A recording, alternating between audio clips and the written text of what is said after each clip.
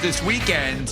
Somehow the Dallas Cowboys are the quieter team right now of the two, which doesn't normally happen. The world champion Philadelphia Eagles have had a lot of conversations swirling around them, specifically about their offense and their passing game. And it went from A.J. Brown with not so cryptic comments about his lack of pleasure in terms of the way in which the offense is run, to now maybe the blame game of reporting around, well, Jalen Hurts has been somewhat of an issue in terms of how the offense operates. Nick Sirianni, head coach of the Eagles, was asked about the negative reporting surrounding Jalen Hurts.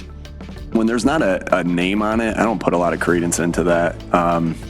And, you know, obviously it's not good for me to read anything.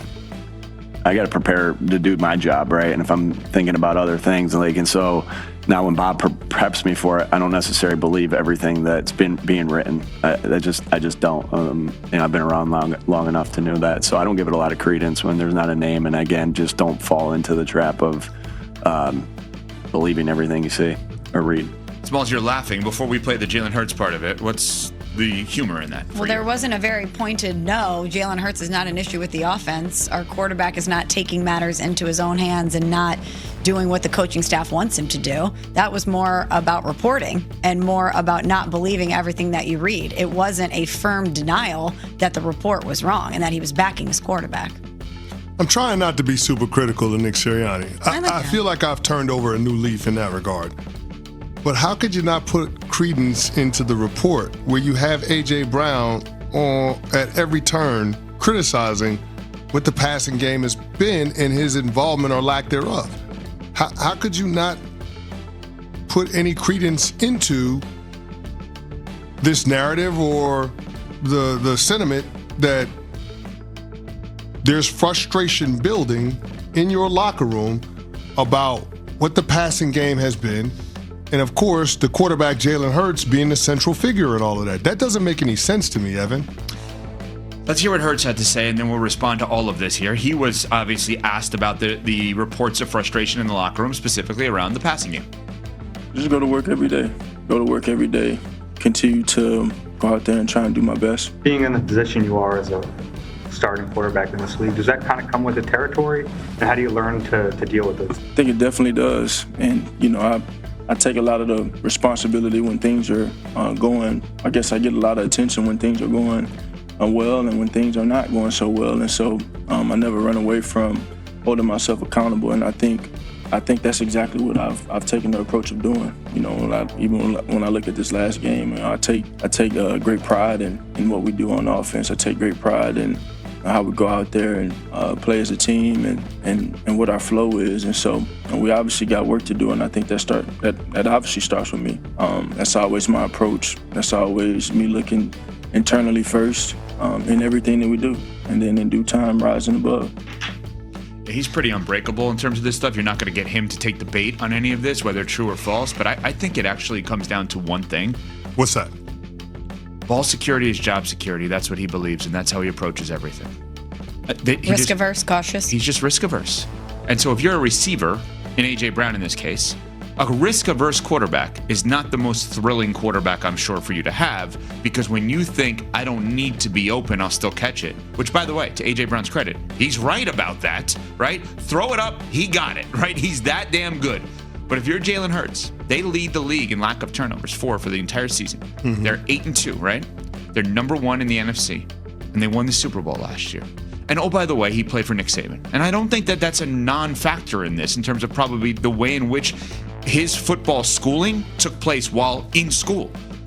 And I think he's just a risk-averse quarterback who believes ball security is job security.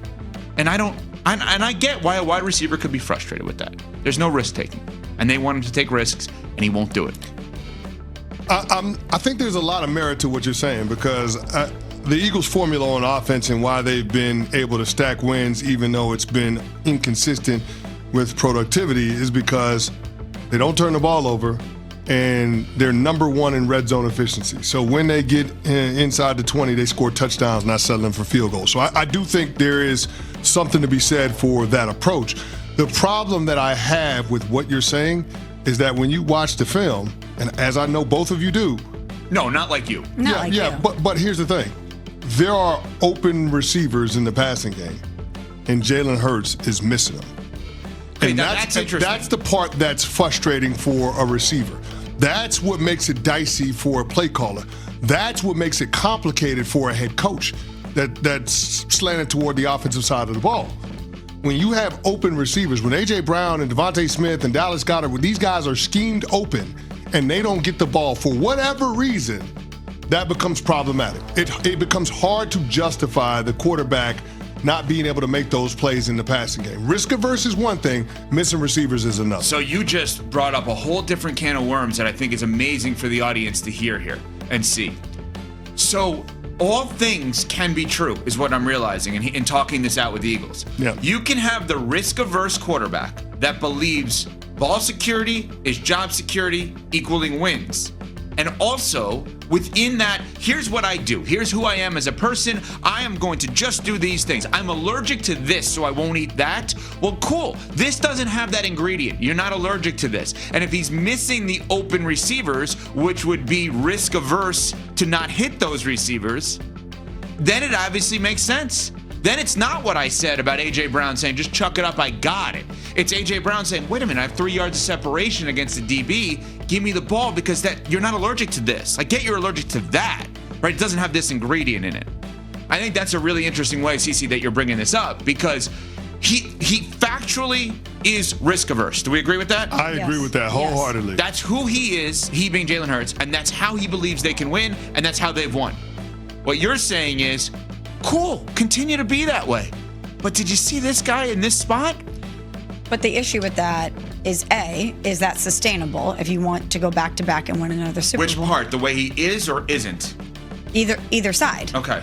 And B, other people are catching the heat for it. A.J. Brown is vocalizing this problem because maybe he's spoken to Jalen Hurts about it and it's not changing, and or we're having conversations about Kevin Patullo, the offensive coordinator, and how the offense is running. And if they're calling the plays a certain way and A.J. Brown is getting open and Jalen Hurts is taking it upon himself to maybe not execute the play as it was called or not hit a certain target because he's risk averse, I can understand why frustrations would boil up. So, can they continue to do it this way and win it all? Can they continue to do it the way that they're doing it right now? You know what? Let's answer that question coming up. Go ahead. If we could. Let's answer that question. I don't mean to cut you off, but let's answer that question coming up because I would love to know whether or not they can do what they've done and win it all again this year. We will do that after CeCe has this from ESPN Bet. By the way, if you listened to him yesterday, he said Raptors over the Sixers. You got that win on ESPN Bet last night. That is correct. From kickoff to cash out, ESPN Bet has the tools you need to score more on game days. Bet smarter with stat.